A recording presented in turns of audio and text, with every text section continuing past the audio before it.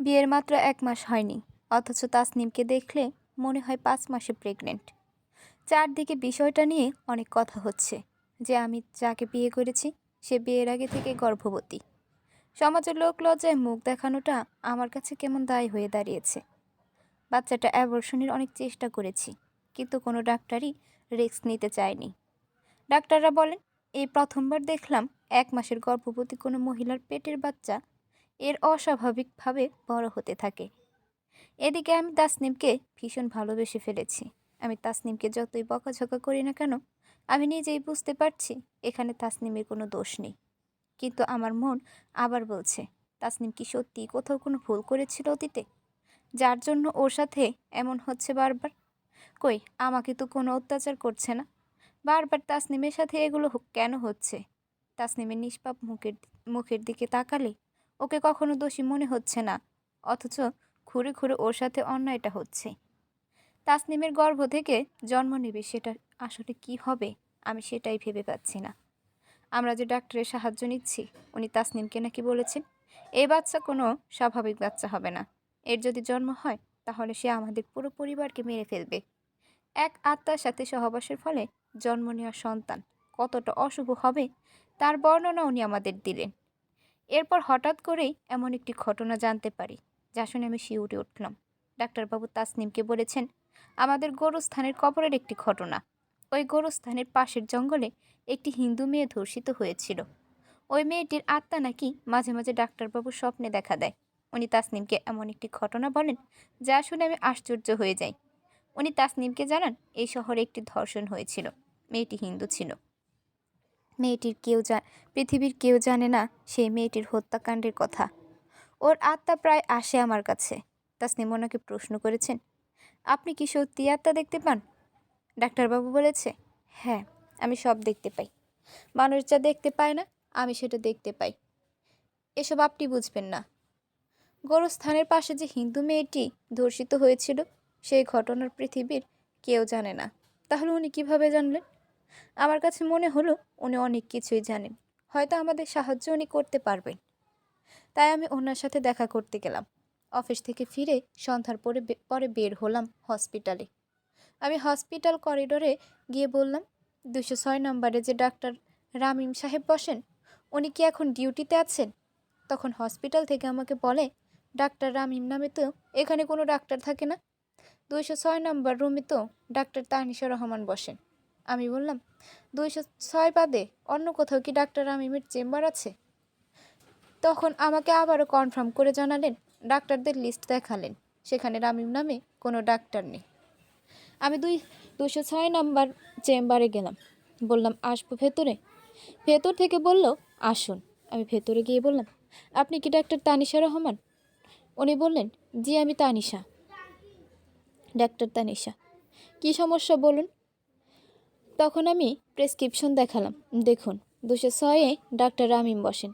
আমার স্ত্রী ওনার কাছ থেকে ট্রিটমেন্ট নিচ্ছেন, কিন্তু হাসপাতাল থেকে বলল এখানে ডাক্তার রামিম নামে কোনো ডাক্তার নেই। ডাক্তার তানিশা আমাকে বলেন, প্লিজ বসুন।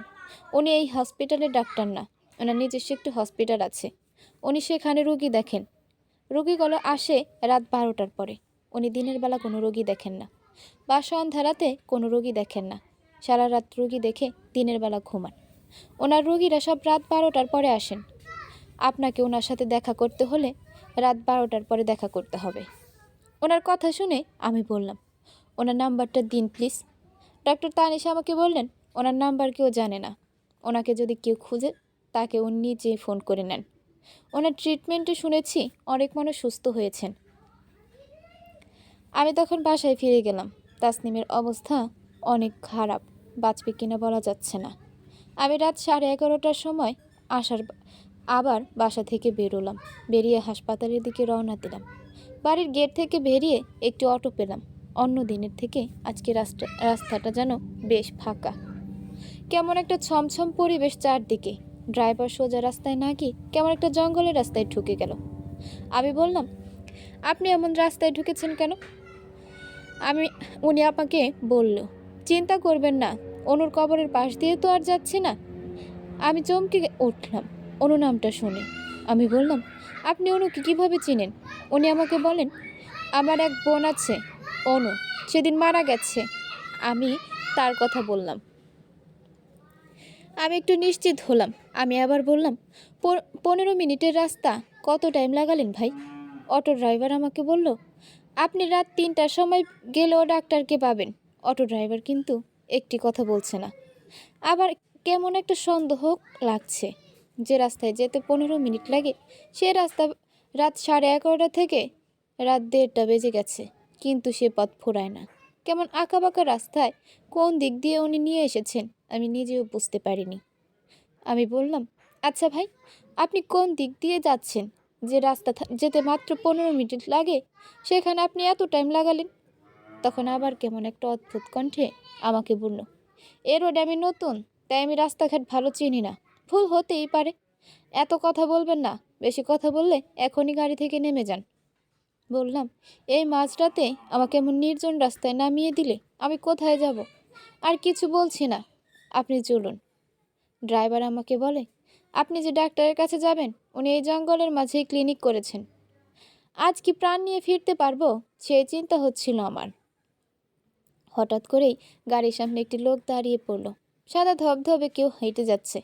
এই হর্ন বাজাচ্ছে ড্রাইভার, তবুও উনি সরে না।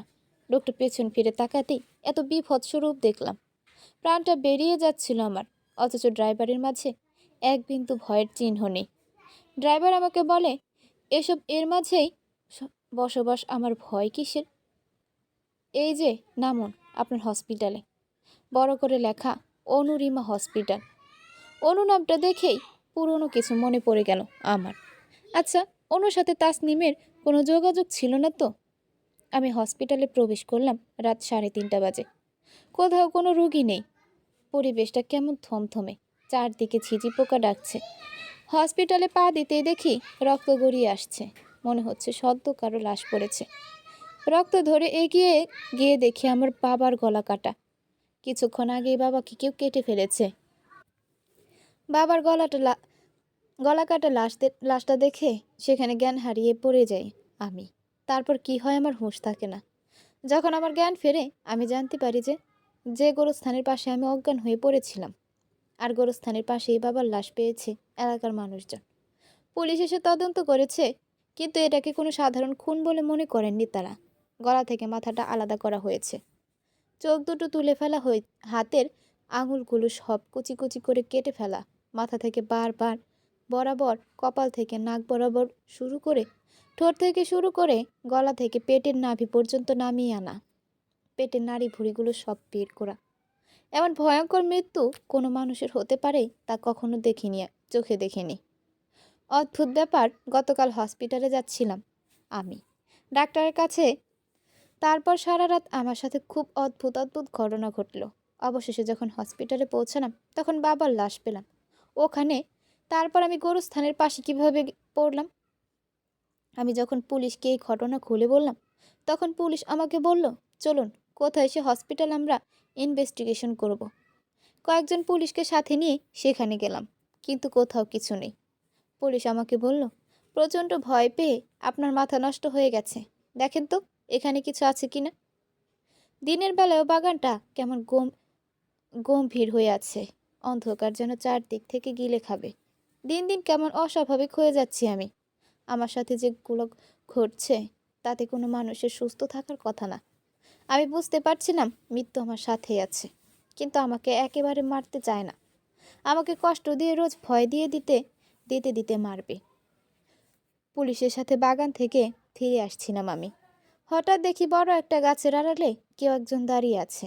আমি দারোগাকে বললাম, স্যার ওখানে কেউ একজন দাঁড়িয়ে আছে। আমি দেখলাম গাছের আড়াল থেকে উঁকি মারছে একটা লোক। দেখে আমি চমকে গেলাম, এ লোকটা তো কাল রাতের ড্রাইভার। ও এই বাগানে কি করছে, আর কাল রাতেও বা কোথায় ছিল? আমি পুলিশকে বললাম, স্যার ওই যে দেখুন, ওখানে একজন ড্রাইভার দাঁড়িয়ে আছে, যে আমাকে কাল রাতে এই বাগানে নিয়ে এসেছিল। কেমন যেন মনে হচ্ছে চারদিক থেকে কোনো অস্ট্রেরি ছায়া আমাদের দেখছে। পুলিশবাবু তখনই ওই ড্রাইভারকে দেখতে যাবে, তখনই ওই বাগান দিয়ে একটা পাগলের মতো লোক হেঁটে যাচ্ছিল। পাগল লোকটা পুলিশকে বলছিল, ওখানে যাস না, তাহলে আর প্রাণে বাঁচতে পারবি না। এই পাপির সাথে কেন এসেছিস? এর জন্য আরও অনেক মানুষের প্রাণ যাবে। ও কিন্তু আপনাকে মেরে ফেলবে। পুলিশ পাগলকে লাঠি দিয়ে একটা তাড়া দিয়ে বলে, ভাগ এখান থেকে। ড্রাইভারকে দেখে আমার খুবই ভয় লাগছে। কেমন একটা অস্বাভাবিকভাবে তাকাচ্ছে আমার দিকে। মনে হচ্ছে ওর ভেতরে কোনো একটা রহস্য আছে। দারোগাবাবু এগিয়ে গেলেন। গিয়ে দেখেন গাছের ও পাশে কেউ নেই। আমি দেখলাম ওই লোকটা গাছ থেকে আরও খানিকটা দূরে গিয়ে আরেকটি গাছের আড়ালে দাঁড়িয়েছে। আমি দারোগাবাবুকে বললাম, স্যার দেখুন, আপনার থেকে খানিকটা দূরে ওই লম্বা গাছটার পাশে দাঁড়িয়ে আছে। দারোগাবাবু যেতে যেতে গভীর জঙ্গলে হারিয়ে গেল। আমি 4 জন কনস্টেবলের সাথে দাঁড়িয়ে আছি বাগানের রাস্তায়। দারোগাবাবু সেই যে গেলেন, আর ফিরে এলো না। প্রায় 4 ঘন্টা হয়ে গেছে, দারোগাবাবু আর ফিরে এলো না। থানায় ফোন করাতে আরও এক গাড়ি পুলিশ চলে এলো। প্রায় 15 থেকে 16 জন পুলিশ মিলে পুরো বাগান তন্ন তন্ন করে ফেললাম, কিন্তু দারোগাবাবুকে কোথাও পাওয়া গেল না। থানা থেকে আরও 2-3 গাড়ি পুলিশ চলে এলো। পুরো বাগান চিরুনি তল্লাশি করা হলো, কিন্তু দারোগার কোনো সন্ধান কোথাও পাওয়া গেল না। এভাবে কেটে গেল 5টা দিন। দারোগাবাবু নিরুদ্দেশ। যার থেকে সাহায্য নিতে যাচ্ছি সেই হারিয়ে যাচ্ছে। দিন দিন আমার অবস্থা পাগল প্রায়। বাবাকে হারিয়ে নিঃস্ব হয়ে গেছি। আমাকে যেভাবেই হোক ডাক্তারকে খুঁজে বের করতে হবে। অনু হত্যার রহস্য উনি কিভাবে জানেন সেটা আমাকে জানতেই হবে। অনুরিমা যে ধর্ষিত হয়েছিল সেটা পৃথিবীর কেউ জানে না। সেটা অনেক বড় একটা রহস্য।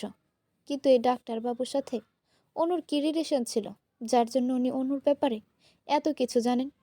তাছাড়া উনি এত মানুষ রেখে তাসনিমকে না অনুরিমা হত্যার ঘটনা খুলে বললেন। আদেও কি অনুরিমার সাথে তাসনিমের কোনো সম্পর্ক ছিল? যে ঘটনা সাক্ষী আমি, সে ঘটনা তাসনিম বা কীভাবে জানবে? তাসনিম তো এলাকার মেয়ে না। অনেকগুলো রহস্য জড়িয়ে আছে, কিন্তু আমি কিভাবে ডাক্তারবাবুকে খুঁজে পাবো? ডাক্তার তানিশা আমাকে যে ঠিকানা দিয়েছেন সেখানে গিয়ে তো নিজের প্রাণ যাওয়ার মতো একটা অবস্থা।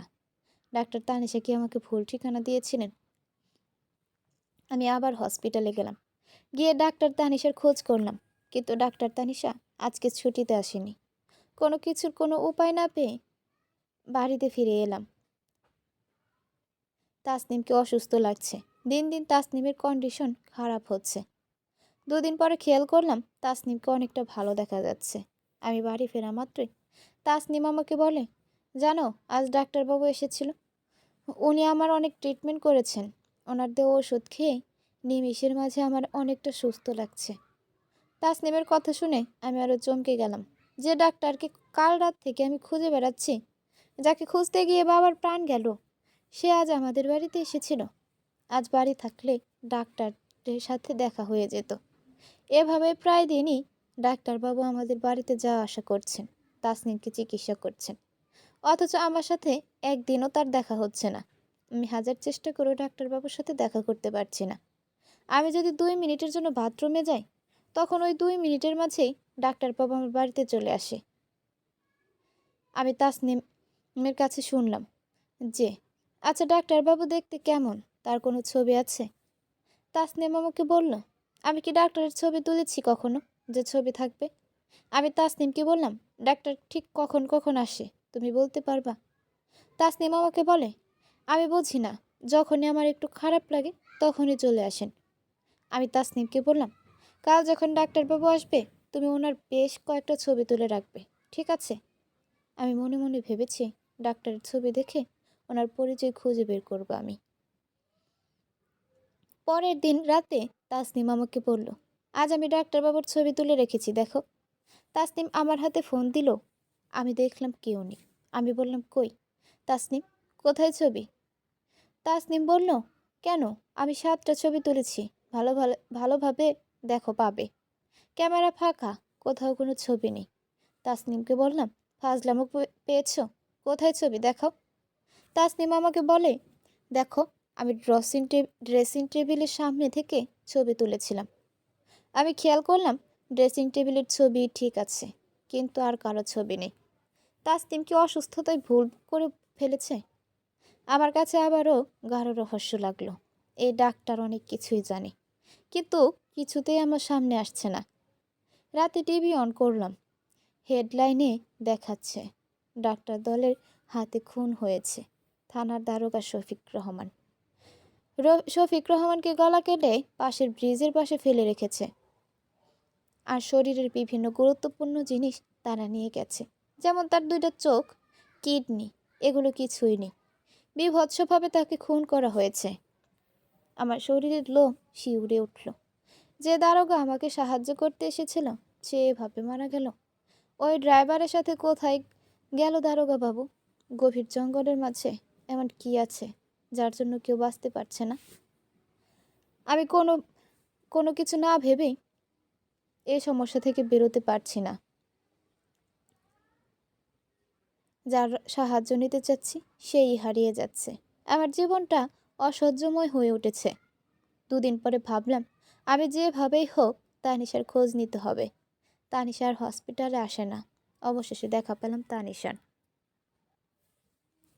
জ্যামে বাস আটকে আছে, ভ্যাপসা গরমে খুব ক্লান্ত লাগছে আমার।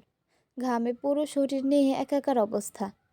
হঠাৎ দেখি যে রাস্তা ক্রস করছেন একটা মহিলা। আমি খেয়াল করলাম ডক্টর তানিশা রহমান রাস্তা ক্রস করছেন। আমি ওনার অফিসের ব্যাগপত্র রেখে দ্রুত বাস থেকে নেমে তানিশাকে ফলো করলাম। আমি দৌড়ে গিয়ে ডাক্তার তানিশার হাত চেপে ধরলাম আর বললাম, সরি, আমাকে আপনার হাত ধরতে হলো। তানিশা ডাক্তার আমাকে বলেন, আপনাকে এত এক্সাইটেড লাগছে কেন? আমি বললাম, আপনাকে কয়েকদিনে অনেক খোঁজাখুঁজি করেছি, কিন্তু আপনার কোনো হদিশ মেলাতে পারিনি। হঠাৎ বাসের ভেতর থেকে দেখলাম আপনি রাস্তা ক্রস করছেন, তাই ছুটে এলাম আপনার কাছে। প্লিজ কিছু মনে করবেন না, আমি আপনার হাত ধরেছি। ডাক্তার তানিশা বলে, ইটস ওকে, কোনো ব্যাপার না। কিন্তু আপনি এরকম উত্তেজিত কেন? এতটা ক্লান্ত লাগছে কেন আপনাকে? আমি বললাম, আপনার সাথে আমার একটু ইমার্জেন্সি প্রয়োজন আছে, একটু সময় দিতে পারবেন আমাকে? ডাক্তার তানিশা বলেন, আজ আমার তেমন কোনো তাড়া নেই, তাহলে চলুন যাই। আমি আর তানিশা একটা পার্কের ভেতরে গিয়ে বসলাম। ডাক্তার তানিশাকে আমি বললাম, আচ্ছা, আপনি ডাক্তার রামিম সম্পর্কে কি জানেন একটু বলবেন প্লিজ? আপনি আমাকে যে ঠিকানা দিয়েছেন সেখানে যাওয়ার পরে আমার জীবন যাওয়ার মতো অবস্থা। এমন ভয়ঙ্কর জায়গা কখনো কোনো ডাক্তারি ক্লিনিক হতে পারে? তারপর সেদিন রাতের সব ঘটনা ডাক্তার তানিশাকে আমি খুলে বললাম। ডাক্তার তানিশা আশ্চর্যজনক ঘটনা শুনে অবাক হলেন। ডাক্তার তানিশা আমাকে বলেন, আত্মা বলে কিছু আছে, এগুলোতে বিশ্বাস করেন আপনি? ডাক্তারের আমাকে বলেন, আপনি এসব আত্মায় বিশ্বাস করেন বলে হু হু করে হেসে উঠলেন। এই যুগের মানুষ হয়ে যদি আপনি এখনও আত্মা নিয়ে ভাবেন, মানুষ কি ভাববে আপনাকে নিয়ে? আপনি এখনও সেই আগের যুগে পড়ে আছেন। ডাক্তার তানিশা আমার কথা হেসে উড়িয়ে দিলেন। তারপর যখন আমি আমার বাবার মৃত্যুর ব্যাপারটা বললাম, তখন ডাক্তারকে বেশ চিন্তিত লাগছিল। তখন ডাক্তার তানিশা বলেন, এটা তো সত্যি একটি চিন্তার বিষয়। আমার জীবনে প্রথম আমি এমন ঘটনা শুনলাম। তবে আপনি আমাকে যে ঠিকানার কথা বলছেন, আপনাকে তো আমি ওই ঠিকানা দিয়েছিলাম না, তাহলে আপনি ওই ঠিকানায় কেন গেলেন? আমি তখন অবাক হয়ে গেলাম। আমি ঠিকানা ভুল করে এরকম ভয়ঙ্কর একটা জায়গায় চলে গিয়েছিলাম। তারপর আমি ডাক্তারকে বললাম, আচ্ছা, আপনি আমাকে এবার বলুন, ডাক্তার রামিমের পরিচয় কি, আর উনি আসলে কোথায় থাকে? ডাক্তার তানিশা আমাকে বলে, একদিন আমি ঘরে শুয়ে আছি, রাত 12টার পরে বাইরে থেকে কেউ একজন কড়া নাড়ল। আমার দরজায় খুব গম্ভীর একটা ভয়েস তার। এমন অদ্ভুত কণ্ঠ আগে পরে কখনো কারো শুনিনি আমি। তানিশা, তানিশা, তোমাকে আমার প্রয়োজন, শীঘ্রই দরজা খোলো। আমি ভাবছিলাম হয়তো স্বপ্ন দেখছি, কিন্তু না। আমার রুমের ফ্যানটাকে যেন অফ করে দিল। বাইরে থেকে আবারও সাউন্ড এলো, তানিশা, ফ্যান অফ করে দিয়েছি, এবার কি বুঝতে পেরেছ এটা স্বপ্ন নয়? তখন আমি শিওর হলাম বাইরে কেউ আছে। তারপর আমি ভয়ে ভয়ে গুটি গুটি পায়ে এগোলাম, দরজা খুললাম। তারপর দেখলাম ডাক্তারদের অ্যাফ্রন পরে একজন মানুষ দাঁড়িয়ে আছে। তার মুখে মনে হচ্ছে আটা ময়দা মাখানো, এমন সাদা ধবধবে ছিল তার চোখে। তার মুখ চোখের নিচে কালো কাজল, চোখের উপরে কাজল, কেমন একটা অদ্ভুত রকম দেখতে, ঠিক যেন হরর মুভির খলনায়ক হবে। তাকে দেখে আমি প্রচণ্ড চমকে যাই। ঘরের বাইরে এমন অদ্ভুত একজন মানুষকে দেখে আমি বাকরুদ্ধ হয়েছিলাম। আমি খুব ভয় আর কাঁপা কাঁপা কণ্ঠে তাকে বলেছিলাম, কি, আপনি এখানে কি চান? তখন লোকটি খুব গম্ভীর কণ্ঠে বলেছিল, তোমার চেম্বারটা আমি চাই। আমি ওখানে রাত 12টার পরে রুগী দেখব। আমার অনেক রোগী আছে। ওই চেম্বারটা আমাকে দিতে হবে। আমি প্রথমত রাজি হতে চাইছিলাম না, যে আপনি ডাক্তার নাকি, কিসের ভিত্তিতে আপনাকে আমার চেম্বার দেব? তাছাড়া হসপিটালে এমন কোনো নিয়ম নেই। সেদিন বাইরে প্রচণ্ড হাওয়া দিচ্ছিল, এক দরজার সাথে আরেক দরজার পাল্লা বাড়ি খাচ্ছিল। তখন ডাক্তার রামিম আমাকে বলেছিল, আমাকে কেউ দেখতে পাবে না, কেউ জানতেও পারবে না, কেউ বুঝতেও পারবে না, আমার রোগীদেরও কেউ দেখতে পারবে না।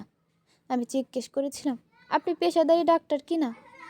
তখন উনি বলল, আমি একজন পেশাদারি ডাক্তার। তারপর উনি ওনার ডাক্তারি ফাইলগুলো আমাকে দেখালো। তবে ওনার নাম রামিম না, ওনার অন্য একটি নাম আছে, যেটা আমার এই মুহূর্তে মনে পড়ছে না। ওই ফাইলের ভেতরে লেখা আছে ওনার নাম। পরে উনি আমাকে বলল, আমার নিজস্ব একটি ক্লিনিক আছে, সেখানে বিশেষ অপারেশন করি বলে হু হু করে হেসে দিলেন। আমি তারপরও রাজি ছিলাম না। কিন্তু উনি আমাকে বললেন যে একজন বিশেষ রোগী আসবেন, আমার তার নাম তাসনিম। তাকে দেখা হয়ে গেলেই আপনার ক্লিনিকটা আমি ছেড়ে দেব। আমি রাজি হচ্ছিলাম না দেখে আমার গলা চেপে আমাকে উঁচু করে ধরেন উনি। নিজের প্রাণ বাঁচাতে আমি রাজি হয়েছিলাম। খুব ভয়ানক ছিল সে রাত, যে রাতে ডাক্তার রামিম এসেছিলেন। আমার রুমের 2 দরজায় মাথা নিচু করে দাঁড়িয়েছিল সে। আমি খেয়াল করে দেখলাম যে 2 দরজায় তার হাতের 10 আঙুলের রক্তের ছাপ লেগে আছে। আমি রক্ত বলে চিৎকার দিতেই সে বিশ্রী ভাষায় বলে ওঠে, এক পরীকে অপারেশন করে আসলাম। তোকে আজ আমি যেগুলো বললাম এগুলো 3 বছর পরে ঘটবে। আমি বললাম, কিসের অপারেশন? সে বলল, এই অপারেশনটা এখন আমি তোমাকেও করব। বলেই ভয়ঙ্কর দৃষ্টিতে আমার দিকে তাকিয়ে থাকে। আমি খেয়াল করলাম ফ্লোর দিয়ে তার পায়ের রক্তের ছাপগুলো স্পষ্ট ফুটে আছে।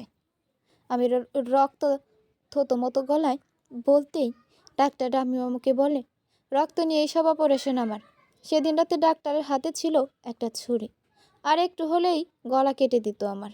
আমি দেখলাম রামিম সাহেব চলে যাওয়ার সময় তার মাথাটা তার হাতের ওপর নিয়ে যাচ্ছেন। নিজের প্রাণ বাঁচাতে আমি রাজি হয়ে যাই রামিমের প্রস্তাবে। ডাক্তার রামিম কিভাবে জানলেন তাসনিম ওনার কাছে আসবেন? আর কোন বুড়িকে অপারেশন করেছেন উনি? আমার মনে আবারও নানান প্রশ্ন। আমি ডাক্তার তানিশাকে বললাম, প্লিজ আমাকে ওই ফাইলটা দেখান। আমি ডাক্তার রামিমের আসল নামটাও জানতে চাই। ডাক্তার তানিশা আমাকে বলে, আজ আমি বাসায় থাকবো না, আপনি বরং কাল আসুন। এখন থেকে 3 কিলোমিটার দূরে রায়গ্রাম থানায় আমার বাসা। বলে ওনার ঠিকানা দিলেন, আর বলে দিলেন তানিশা মঞ্জিলে আমার বাসা। কাল এনি টাইম আসবেন, আমাকে পাবেন। ডাক্তার তানিশার দেওয়া ঠিকানায় খুঁজতে খুঁজতে গেলাম। এমন একটা অদ্ভুত বিদঘুটে জায়গা কোনো মানুষের বাড়ি হতে পারে? ডাক্তার তানিশার বাড়ি খুঁজতে আমার ভালোই কষ্ট হলো। কিন্তু ডাক্তার তানিশা আমাকে যে বাড়ির ঠিকানা দিয়েছে সে বাড়িতে বড় একটা তালা ঝোলানো। দেখে মনে হচ্ছে এ বাড়িতে অনেক দিন যাবৎ কেউ বসবাস করে না। চারদিকে ধুলাবালি পড়ে আছে, উঠান ভরা গাছের পাতা পড়ে পড়ে শুকিয়ে আছে। আমি আশেপাশে কাউকে দেখতে পেলাম না। ঘরের দরজা জানালা সব বন্ধ। চারদিকে অনেক সময় ঘোরাঘুরি করলাম, কিন্তু কোথাও কোনো মানুষ নেই। পাশের বাসার মানুষজনের কাছে জিজ্ঞাসা করব, কিন্তু তারা কি ভাববে না ভাববে সেটা ভেবে কি করব আমি বুঝতে পারছিলাম না। এর মাঝে হঠাৎ করে একটি মধ্যবয়স্ক মানুষ আমার কাছে এসে বলেন, কাউকে খুঁজছেন? এখানে কার বাসা খুঁজছেন? আমাকে বলুন, আমি এখানকার সব কিছু চিনি। এই পাশেই আমার বাসা। বলুন, আমি আপনাকে সাহায্য করছি। লোকটি যখন নিজে থেকে সাহায্য করতে এসেছে তখন মনে মনে ভাবলাম, এখন আর লুকিয়ে লাভ নেই, ওনার কাছে বলেই ফেলি। তারপর লোকটিকে বললাম, এই বাড়ির মালিককে ডাক্তার তানিশা? লোকটি আমাকে বলল, হ্যাঁ, ডাক্তার তানিশা ছিলেন, কিন্তু এখন আর নেই। আমি বললাম, ছিলেন, এখন আর নেই মানে? ডাক্তার তানিশা তো আমাকে বাড়ির ঠিকানা দিয়েছে। তখন লোকটি আমাকে বলে, ঠিক ঠিকানা দিয়েছে, কিন্তু ডাক্তার তানিশা এখন আর নেই। আমি বললাম, নেই মানে? উনি এখন কোথায়? তখন লোকটি আমাকে বলে, এই বাড়িতে ডাক্তার তানিশা আর তার মা থাকতো, কিন্তু ডাক্তার তানিশার মৃত্যুর পরে তার মা এখান থেকে চলে গেছে। আমি বললাম, হোয়াট? ডাক্তার মারা গেছেন? কখন মারা গেল? তখন লোকটি আমাকে বলে 3 বছর আগে ডাক্তার তানিশা মারা গেছে। আমি বললাম, আপনি কি ঠিক বলেছেন? উনি 3 বছর আগে মারা গেছে। আমি তখন লোকটিকে বললাম, আমি যার কথা বলছি আপনি হয়তো সে তানিশার কথা বলছেন না, হয়তো অন্য তানিশার কথা বলছেন। ডাক্তার তানিশার সাথে আমার গতকাল অনেক সময় কথা হয়েছে। লোকটি বলে, আপনি যে ঠিকানায় এসেছেন আর এটা যে তানিশার বাড়ি, সে অনেক দিন আগে মারা গিয়েছে। আপনার বিশ্বাস না হলে ওনার মা এখান থেকে একটু দূরে আলাদা বাড়িতে থাকে। আপনি ওনার কাছে গিয়ে ডাক্তার তানিশার ছবি দেখে শিওর হতে পারেন। মেয়ে মারা যাবার পরে তানিশার মা এখান থেকে চলে গিয়েছে, কারণ এ বাড়ি তার বসবাসের উপযোগী ছিল না। ডাক্তার তানিশার মৃত্যু খুব ভালোভাবে হয়েছিল না। মানুষের ধারণা কোনো ভূতের কারণে মারা গেছিলেন। আমার শরীর কেমন ঠান্ডা আর অবশ হয়ে আসে। তার মানে গতকাল আমি একটা মৃত মানুষের সাথে ছিলাম। হ্যাঁ, তানিশাই তো আমাকে ঠিকই বলেছিলেন। তানিশা যে মৃত তার অনেকগুলো ক্লু দিয়েছিলেন কথার মাঝে আমাকে, কিন্তু আমি সেটা বুঝতেই পারিনি। তানিশা আমাকে তার সাথে ঘটে যাওয়া ভয়ঙ্কর রাতের বর্ণনা দিয়েছিলেন। ডাক্তার রামিম তাকে কিছু কথা বলেছিলেন এবং বলেছিলেন এগুলো 3 বছর পরে ঘটবে। তার মানে ঠিকই তো, 3 বছর আগেই মারা গেছে। আর 3 বছর পর এই বুড়িকে মেরেছে। বুড়ি মানে তাসনিমের দাদির অপারেশনের কথা বলেছিলেন। ডাক্তার রামিম যে অপারেশনের কথা বুঝিয়েছিলেন, তার মানে উনি অপারেশন বলতে তাসনিমের দাদির মৃত্যুকে বুঝিয়েছিলেন। তানিশাকে বলেছিলেন সেই অপারেশনের এখন আমি তোমার সাথে করব। তার মানে 3 বছর আগে তানিশাকে মেরে ফেলেছিল। ও মাই গড! তানিশাকে ডাক্তার রামিম বলেছিল আমি আজ তোমাকে যা বলেছি তা 3 বছর পরে ঘটবে। ও মাই গড!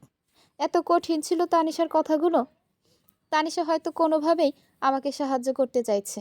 আমি ওই লোকটার কাছ থেকে ডাক্তার তানিশার মায়ের ঠিকানা নিলাম।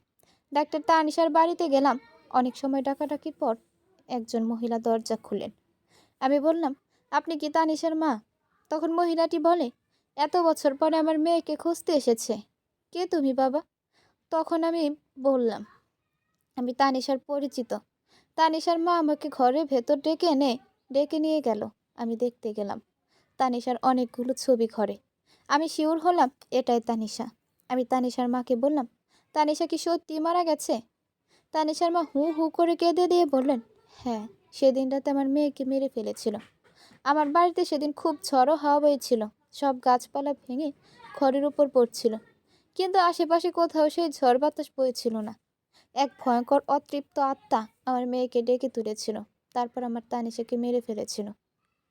তানিশা মারা যাওয়ার আগে আমাকে বলে গিয়েছিল, মা 3 বছর পর অনেক খারাপ কিছু ঘটবে। 3 বছর পরে তোমাকে খুঁজতে তামিম নামে একটি ছেলে আসবে, কারণ তামিম সেদিন মহা বিপদে পড়বে। বিপদ থেকে বাঁচার উপায় পাবে না। আমি বললাম, মানে? আমি আসবো এটা তানিশা বলে গিয়েছিল?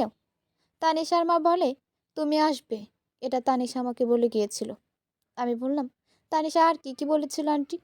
তখন উনি বললেন, তানিশা আমাকে বলেছিল 3 বছর পরে তামিম নামে যে ছেলেটি বিয়ে করবে তার বউয়ের সাথে অনেক খারাপ কিছু ঘটবে। তামিমের জীবনের সব সুখ শান্তি নষ্ট হয়ে যাবে। তামিমের পুরো পরিবারকে ধ্বংস করে ফেলবে ওই আত্মা। তামিম যে মেয়েটাকে বিয়ে করবে তার দাদিকেও মেরে ফেলবে। এমনকি আশেপাশে যত জনকে পাবে সে মেরে ফেলবে। 3 বছর পর অনেক খারাপ কিছু হবে। ভয়ঙ্কর আত্মা আমার ডাক্তারের চেম্বার ব্যবহার করে অনেক মানুষকে মারবে। কিন্তু আমি তো বেঁচে থাকতে পারলাম না। আমি এই ঘটনা কাউকে বলে যেতে পারলাম না। তবে 3 বছর পর তামিম যদি তোমার কাছে আসে, তাহলে তুমি তামিমকে বলে দিও ওর করা কোনো অন্যায় ছিল, যে অন্যায়ের জন্য আত্মাটা অতৃপ্ত হয়ে এভাবে নিরীহ মানুষকে মেরে ফেলবে। ওই আত্মাটা তামিমের স্ত্রীর পেটে খারাপ শক্তি ধারণ করাবে, যার ফলে ওই আত্মার বিনাশ যে কোনো মানুষ করতে পারবে না। তানিশার মা আমাকে বলে, আমার মেয়ে কার কথা বলে গিয়েছিল জানি না, তবে আমি আজ বুঝতে পারছি সে তুমি সে যার কথা আমাকে বলে গিয়েছিল। কারণ এত বছরে আমার মেয়েকে কেউ খুঁজতে আসেনি। আমার কাছে যেহেতু তুমি এসেছ, তুমি সেহেতু তামিম। তুমি এমন কোনো খারাপ পাপ করেছো যে পাপের ফলে তোমার চারদিকে এত মানুষ এত অশান্তিতে আছে, যেটা তুমি বুঝতে পারছো না। তোমার কারণে তোমার আপনজন, আমার মেয়ে মারা গেছে, তোমার আপনজন সব মারা যাচ্ছে। এমনকি যারা তোমার আপন না, সেসব নিরীহ মানুষ মারা যাচ্ছে। তাই তুমি তোমার কি অন্যায় করেছো তা প্রায়শ্চিত্ত করো, তা না হলে এভাবে সব কিছু শেষ হয়ে যাবে। আমি তানিশার মায়ের ওখান থেকে ছুটে পালালাম। আমার নিজেকে কেমন একটা মানসিক রোগী লাগছে। কাল আমি একটা মৃত মানুষের সাথে ছিলাম। আমার চারপাশে হুটহাট মৃত মানুষ ঘোরাঘুরি করছে। কি হচ্ছে আমার সাথে? আমার মনে হচ্ছে আমাকে এখনই আমাকে মৃত্যুবরণ করতে হবে, তা না হলে আমি পাগল হয়ে যাব। আমি এরকম বেঁচে বেঁচে থেকে মানসিক রোগী হয়ে থাকতে পারছি না। আমার নিজেকে বড্ড অসহায় লাগছে। সোজা ট্রেন লাইনের ওখানে গেলাম। ট্রেনের সামনে দাঁড়িয়ে আমি অশান্তি থেকে মুক্তি পেতে চাই। ট্রেন আসার সময় আমি আকাশের দিকে মুখ করে তাকিয়ে আছি। ট্রেন আমাকে লেপ্টে দিয়ে চলে যাক, সব অশান্তি মিটে যাক। কিন্তু ট্রেন আমার কাছাকাছি আসতেই হঠাৎ করে থেমে যায়। মানুষজন ট্রেন থেকে নেমে যাচ্ছে। হঠাৎ ট্রেন নষ্ট হওয়াতে তারা বিরক্ত। আমি খেয়াল করে দেখলাম অনু নামছে ট্রেন থেকে। অনুকে দেখেই আমি ভয় পেয়ে গেলাম। এ কি অনু, এভাবে কাঁদছো কেন? অনুর হাতে একটা ব্যাগ। আমি অবাক হয়ে গেলাম। এটা কি সত্যি অনু? অনু এত অস্থিরভাবে কাঁদছে কেন? আর অনু কি বেঁচে আছে? অনুকে দেখে আমি বিস্মিত হয়ে গেলাম। এই তো সেই অনু। অনু আমার সাথে এসে বলল, কি তামিম, মৃত্যুর জন্য ছুটে বেড়াচ্ছ, তবুও মরতে পারছো না? আর সেদিন আমি জীবন বাঁচানোর জন্য ছটফট করেছিলাম, কিন্তু তুমি আমাকে জীবন ভিক্ষা দিয়েছিলে। অথচ আজ দেখো, তুমি তোমার মৃত্যুর জন্য ছটফট করছো, কিন্তু মৃত্যুবরণ করতে পারছো না। বেঁচে থেকেও মৃত্যুর থেকেও ভয়ঙ্কর জীবন, এটাই হবে তোমার জন্য শাস্তি। বলে অনু কাঁদতে কাঁদতে হাওয়ায় মিলিয়ে গেল। আমার পুরো শরীর থরথর করে কাঁপছিল। কোনো সুস্থ মানুষের আচরণ আমি আর করতে পারছিলাম না। বাড়িতে ফিরে কোনো কথা না বলে কাঁপতে কাঁপতে ঘরের এক কোণায় গিয়ে কুটিসুটি মেরে বসে রইলাম। আমি কোনো কথাই বলতে পারছিলাম না। এরই মাঝে তাসনিম আমাকে মোবাইল থেকে ডাক্তার রামিমের ছবি দেখালো আর বলল, তুমি ডাক্তার বাবুর ছবি খুঁজছিলে না? এই যে ডাক্তার রামিমের ছবি। ডাক্তার রামিমের ছবি দেখে আমি আরও একবার চমকে গেলাম। আমি তাসনিমকে বললাম, এই ছবি তুমি কোথায় পেয়েছো? এটা কার ছবি তুমি জানো? তাসনিম আমাকে বলল, হ্যাঁ জানি তো, এটা তো ডাক্তার রামিমের ছবি, ডাক্তারবাবুর ছবি। রামিম আমাকে নিজ থেকে বলেছে আপনার স্বামী আমার ছবি দেখতে চায়, তাই না মিস তাসনিম? আমার ছবি আপনি তুলুন আর আজ দেখাবেন। আমি ফোনটা ধরে ফেলে দিয়ে বললাম, এটা ডাক্তার হতে পারে না, এটা তো আমার বন্ধুর ছবি, এটা আমার বন্ধু রায়হানের ছবি। তখন তাসনিম আমাকে বলে, এটা যদি তোমার বন্ধু রায়হানের ছবি হবে, তাহলে রায়হান কোথায়? রায়হানের সাথে কি তোমার কোনো যোগাযোগ আছে? তোমার বন্ধু তোমার সাথে যোগাযোগ না করে আমার সাথে কোনো যোগাযোগ করে কি রহস্য লুকিয়ে আছে, আমাকে খুলে বলো। সেদিন আমি তাসনিমকে বলেছিলাম আমার অতীতে করা সেই পাপের কথা। আমি তাসনিমকে সব খুলে বলেছিলাম, যে পাপ লুকাতে আমি বারবার তোমাকে দোষারোপ করেছি। আমি কল্পনাও করতে পারিনি আমার অতীত প্রতিশোধ নিতে ফিরে আসবে। আমার বন্ধু রায়হান ছিল আমার বেস্ট ফ্রেন্ড। ওর অনেক দিনের রিলেশন ছিল একটা হিন্দু মেয়ের সাথে। মেয়েটির নাম ছিল অনুরিমা। আমরা অনু নামেই জানতাম। ওদের ধর্ম ভিন্ন, তাই পরিবার মেনে নেয়নি। অনু সব কিছু ছেড়ে রায়হানের সাথে পালিয়ে এসেছিল। ওর বিয়ের দিন, ওই দিন রায়হান আমার কাছে হেল্প চাইছিল, আমি যেন ওদের রেজিস্ট্রিটা করিয়ে দিই। রাত 11টায় অনু পালিয়ে এসেছিল। আস্তে আস্তে রাত 12টা বেজে গিয়েছিল। অনেক আগে থেকে আমার ভাল লাগতো, খুব ভালো লাগতো। অনু যে এত সুন্দর ছিল দেখতে। আমি অনেকবার বিয়ের প্রস্তাব দিয়েছি, কিন্তু অনু ফিরিয়ে দিয়েছে। ও রায়হানকে নিজের প্রাণের থেকে বেশি ভালোবাসতো। যে রাতে সে রাতে যখন অনুকে দেখেছিলাম, আমার মাথায় নেশা চেপে গিয়েছিল। অনুর শরীরের প্রতি লোভ আমাকে অমানুষ করে তুলেছিল। আমি খাবারের মাঝে কড়া ডোজের ঘুমের ওষুধ দিয়ে রায়হানকে ঘুম পাড়িয়ে দিই। তারপর গভীর ও জঙ্গলে নিয়ে যাই। অনু বুঝতে পারে না রায়হান এভাবে ঘুমিয়ে পড়ে কেন। ব্যাপারটাকেও সেভাবে গুরুত্ব দেয়নি। আমি যখন অনুর উপর ঝাঁপিয়ে পড়ি, অনু তখন অবাক হয়ে গিয়েছিল। খুব অবাক হয়ে আমাকে বলেছিল, তুমি এটা করতে পারো না তামিম, তুমি রায়হানের সব থেকে কাছের মানুষ। আমি অনুর হাত পা বেঁধে ধর্ষণ করেছিলাম। সেদিন খুব কাঁদছিল অনু, বারবার বলেছিল আমাকে ছেড়ে দাও। অনুর চিৎকার শুনে রায়হানের ঘুম ভেঙে যায়। রায়হান ঢুলতে ঢুলতে অনুকে বাঁচাতে আসলে আমি ওর দেহ থেকে মাথাটা আলাদা করে ফেলি। অনু বলেছিল, আমাকে ভোগ করে যত ইচ্ছা করো, তবুও রায়হানকে মেরো না প্লিজ তামিম। কিন্তু আমি অনুর কথা শুনিনি। সারা রাত অনুকে ধর্ষণ করার পর অনু বলেছিল আমার প্রাণ ভিক্ষা দাও। আমার মা বাবার একটাই মেয়ে আমি, ওরা আমাকে ছাড়া বাঁচবে না। আমার রায়হানকে তো মেরেই ফেলেছ। আমি রাত শেষে অনুর গলা কেটে মেরে ফেলেছিলাম। আমার কথা শেষ হতেই তাসনিম আমাকে হেসে উত্তর দেয়, তোমার মতো পাপী মানুষের স্ত্রী হওয়ার অপরাধে রায়হানের আত্মা বারবার আমাকে অত্যাচার করেছে আর আমাকে মেরে ফেলেছে। আমি যখন বুঝতে পারি ডাক্তার রামিম একজন মানুষ না, আত্মা, সেদিন আমাকে মেরে ফেলে। কিন্তু আমাকে মারলেও আমি ওর সাহায্য করার জন্য মরার পরও আত্মা হয়ে তোমার সাথে অভিনয় করেছি। তোমার পাপে রায়হান আর অনুর অতৃপ্ত আত্মা অনেক মানুষকে মেরেছে, তবে আর ও কাউকে মারবে না। হুম, তবে তোমাকে কেন বাঁচিয়ে রেখেছে জানো? মৃত্যুই বড় শাস্তি না, বাঁচিয়ে রেখেও রোজ মারবে তোমাকে। হসপিটালের এক অদ্ভুত রোগী ছিল তামিম, যে কিনা অন্য সব প্রকৃতির থেকে আলাদা। আমি মরতে চাই বলে চিৎকার করে ঘুরে বেড়াতো। একদিন পুরো হসপিটালবাসীকে তার জীবনে ঘটে যাওয়া অতীতটা খুলে বলেছিল তামিম।